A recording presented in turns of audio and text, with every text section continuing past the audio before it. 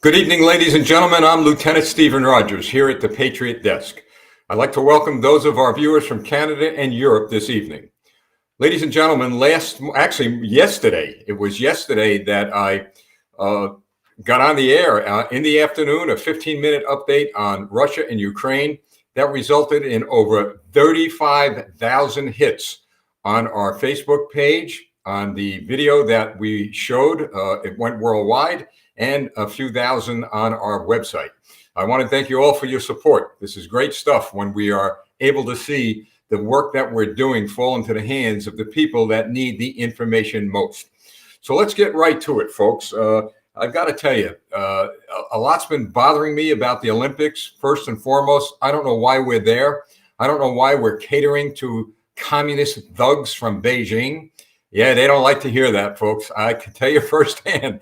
I posted some stuff about the Chinese Communist Party last week, and I got some feedback from very unfriendly communists. But that's the way it goes. Maybe Nancy Pelosi could get away with telling our athletes and others, "Oh, don't upset the Chinese communists. Be nice to them."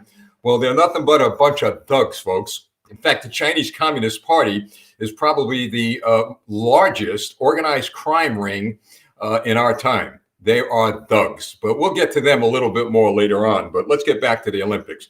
So what's going on with the Olympics? How on earth do we in the United States of America allow our young men and women to go and to show the best and the brightest they have in a communist country? I know to them this is all about sports, but it's not about sports, folks, any longer. It used to be. It's about freedom. It's about liberty. It's about people being enslaved in the very country that our athletes are performing. I think our athletes are the best. They're the brightest. They're the greatest. They're winners. But because of politics interfering with what was once a great yearly event, the Winter Olympics, it is no longer the Olympics, at least that I grew up with. So here's what goes on, folks. NBC, listen to this. NBC back in 2014 paid $7.75 billion, folks, to broadcast the Olympics until when? Until 2032. Another 10 years, they're going to broadcast the Olympics. This time, the money is going where? Well, the money is obviously going to, in part, probably most of it, to the Chinese Communist Party.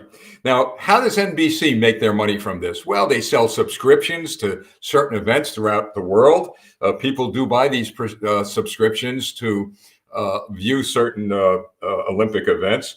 But there are only two entities, folks. Only two profiting hugely from the Olympics. That is NBC and the Chinese Communist Party. So of course, there's other corporations in between that have invested and that have decided to get involved with the Olympics to make money.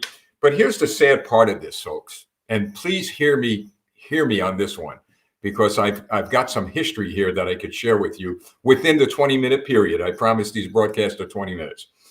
Where do you think the money's going, folks? NBC? Yeah. Corporations? Yeah. But you know where else it's going? To the Chinese military. Folks, we've been through this song and dance before in 1939 and 1941. Right before World War II, the Japanese empire started to buy oil, minerals, iron, steel from the United States government.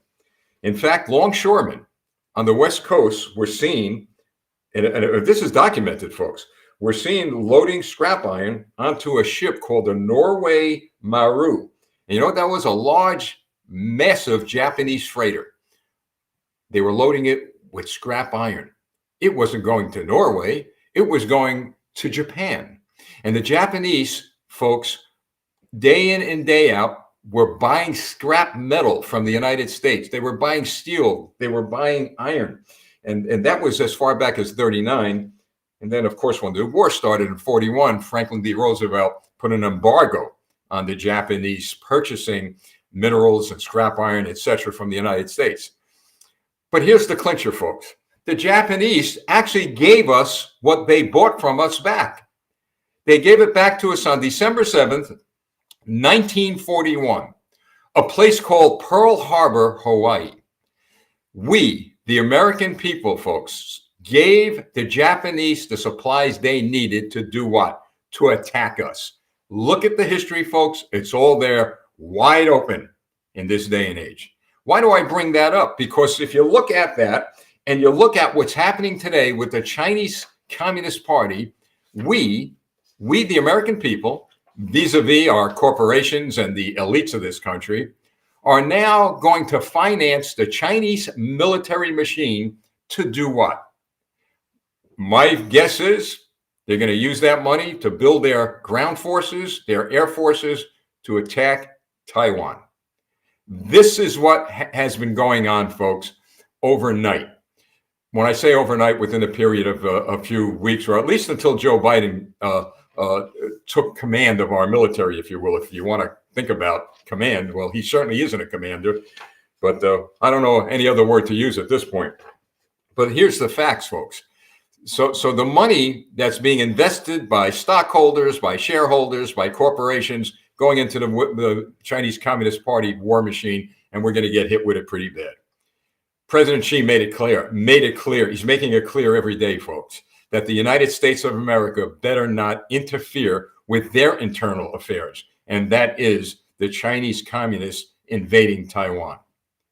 Now, folks, I believe we do have a national security interest in that region.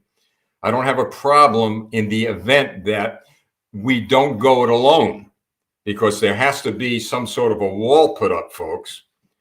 In fact, the wall should have been built in the Mexican-U.S. border, but that's another story. But there has to be a wall put up not to allow the communists to advance towards any nation that could upset our national security. And that's a whole geopolitical talk we'll give one night with regard to the Pacific. But herein lies the problem that we are facing today. We have a president named Joe Biden who can't keep his big mouth shut. Folks, I tweeted out just minutes ago the fact that Joe Biden every day is adding fuel to the fires that are being lit up, if you will, in Ukraine and in Russia. This guy can't keep his mouth shut. The Ukrainian president has made it clear to Joe Biden to calm down, relax, take it easy, stop with all the rhetoric. Let us talk to Russia. The Ukrainian president doesn't want to see an invasion of Ukraine. But folks, I've got to tell you, and I'm no conspiracy theorist. I don't go down that road, but I'm beginning to question whether Joe Biden really wants an invasion to occur. He just can't keep his mouth shut. Today, he decides to poke the bear again, and he tells Putin, if you invade Ukraine, we're gonna put a stop to the NORAD 2 energy pipeline going from Russia to Europe, Russia to Germany. He's going to stop it. He's going to stop it in an attempt to cripple the Russian economy. I don't get it, folks. I've studied the background for years of Vladimir Putin, the Soviet KGB director, how the Russians prepare for war. Does Joe Biden think that Vladimir Putin's not prepared for that? And by the way, how do the Germans feel about that? They depend on energy, or will be depending on cheap energy from that pipeline coming out of Russia.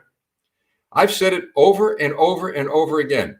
Joe Biden, he needs to zip it up, if you will. I have not heard President Macron from France do any of this spewing out of words of war.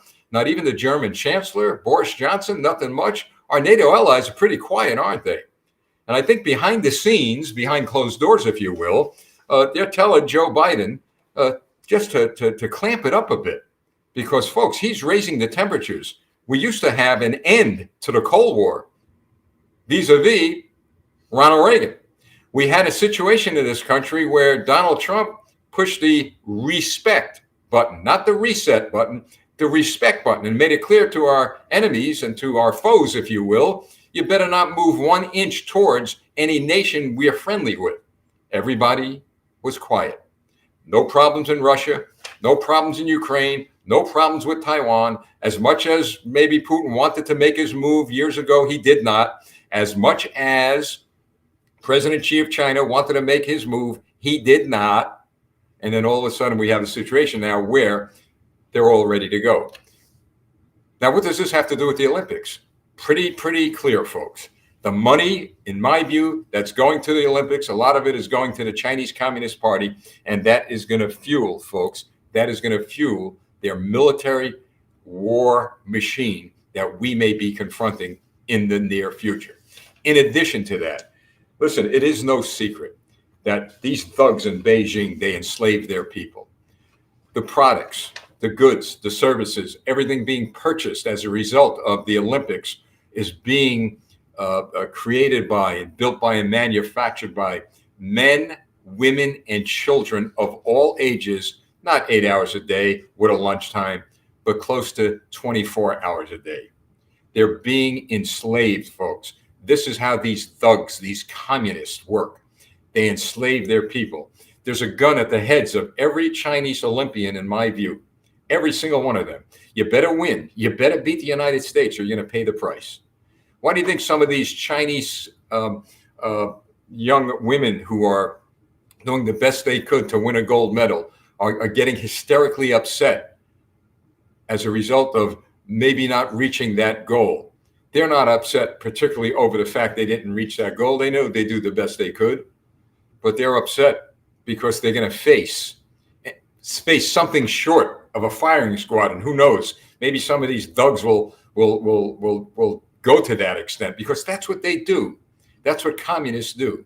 And we have corporations, and we have the Olympic Committee, the coward who was ever in charge of that. I'll tell you, the International Olympic Committee, they wash their hands, folks, like Pontius Pilate. They were asked about, well, what about this? What about the Chinese communists and how they behave and the human rights violations? The head of the IOC, like this, well, we don't get involved in politics. Folks, we've got so many cowards in leadership positions around the world today. It just boggles my mind.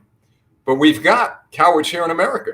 We do, folks. A lot of good people standing up and fighting back, but not enough. Every American politician, Democrat and Republican, should voice out loudly, expose loudly, like what we do on this broadcast and others do loudly, that the Chinese Communist Party is nothing but an organized criminal syndicate ruled by a bunch of thugs, cowards. That's what they are. So what do we do about it? Well, not much at this point, I guess. We have a very poor, weak leader in the White House, if you want to call him a leader. So all I could say is, folks, boycott the Olympics. Don't watch it. I haven't tuned in. I'm not interested. I don't want to have nothing to do with it.